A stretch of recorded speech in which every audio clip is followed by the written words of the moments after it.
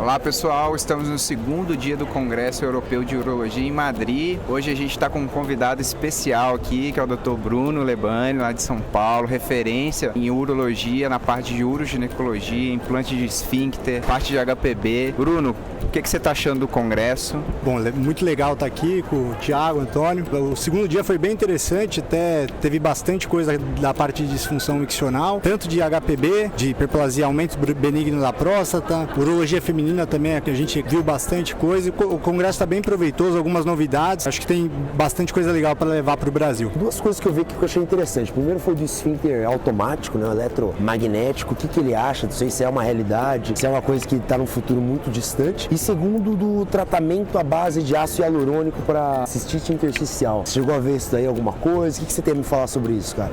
Então, do esfíncter artificial, tem algumas coisas saindo. Essa parte da automatização do esfíncter artificial é uma coisa que já vem de alguns anos, a ideia é que já vem de alguns anos. Cada vez mais parece que vai virar uma realidade, inclusive para diminuir os efeitos adversos do esfíncter a longo prazo, né? Então, aquele paciente que fez prostatectomia radical, foi submetido à cirurgia de câncer de próstata e acabou tendo incontinência urinária, ele é um candidato, e já é de vários anos, um candidato ao esfíncter urinário artificial. Só que esse esfíncter hoje que a gente ainda usa, ele é um esfíncter que funciona por mecanismo hidráulico. A ideia de transformar o esfíncter, talvez automatizar o esfíncter, é para você diminuir aquelas complicações do esfíncter a longo prazo, porque o esfíncter comprime, por exemplo, a uretra. A longo prazo isso pode dar algumas complicações, como atrofia da uretra, que a uretra diminui o calibre e o paciente acaba voltando a ter incontinência, infecção e dentre outras. Então é uma realidade que ainda é um pouco distante, mas cada vez mais a gente vai chegar nisso daí. E a outra pergunta em relação ao ácido hialurônico para cistite intersticial. Para quem não sabe, é um processo inflamatório crônico que não tem um tratamento específico para isso, né? Então cistite intersticial, ou síndrome da bexiga dolorosa, só para explicar para quem está vendo, é aquela paciente que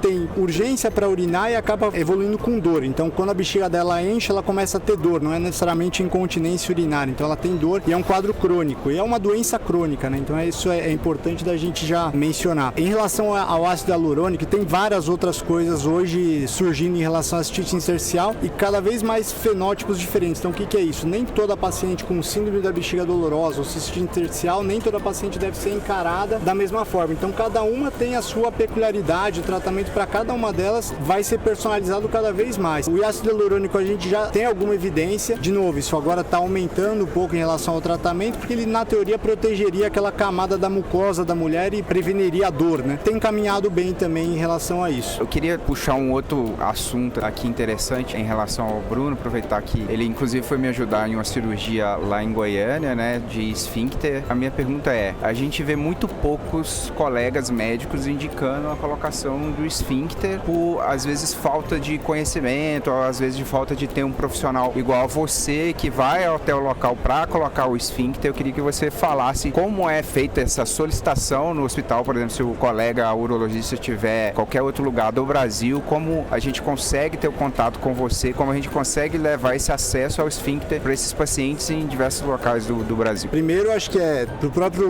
urologista e para o paciente também, nunca é normal perder urina, né? Então, assim, aquele paciente fez cirurgia da próstata e está com incontinência urinária, está perdendo urina, isso nunca deve ser encarado como normal, e principalmente se isso incomoda o paciente. Então, a partir do momento que ele tem perda urinária e isso incomoda, eu acho que tem que procurar o tratamento. E aí, dentre eles, o implante do esfíncter artificial é uma alternativa de tratamento para esse paciente. Então, a primeira coisa que tem que ficar muito claro, nunca é normal perder urina. Então, se aquilo incomoda o paciente que está com incontinência, está perdendo urina, ele tem que buscar tratamento e tem tratamento para isso. E aí, dentre elas, uma das ferramentas é o esfíncter artificial. Para urologista, né, eu acho que quando o paciente fez a cirurgia do câncer de próstata, eu acho que é muito comum a gente se preocupar apenas com a parte do se o câncer voltou ou não voltou. Então, é sempre aquela consulta um pouco mais rotineira de avaliar exames de laboratório, por exemplo, o PSA. E acho que tem que ser questionado ativamente como o paciente está, tanto em relação à parte sexual, parte urinária, como ele está convivendo com isso. E a partir disso, você vai propor o tratamento, que é a indicação do esfíncter. Essa intermediação é super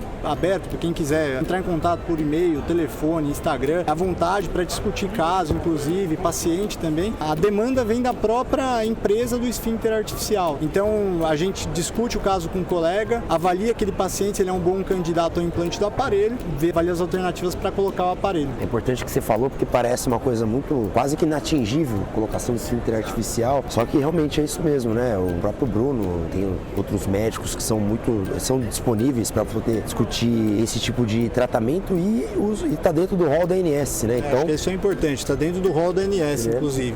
Isso, então é fácil, mesmo que o paciente não tenha um convênio tão bom, tenha tanto acesso a tantos procedimentos, estar coberto pelo rol da ANS facilita muito na hora de fazer o tratamento para esse tipo de problema que é tão ruim, né? Exatamente. Bruno é um grande amigo, especialista na área, então eu queria que você deixasse também as suas redes sociais, e-mail, para quem quiser entrar em contato aí. Vou agradecer mais uma vez, o Antônio, o Thiago, até colegas de residência. O Instagram é uro.brunolebani e o e-mail brlebani@gmail.com. Quem quiser entrar em contato, fica à vontade. Valeu, Brunão. Obrigado.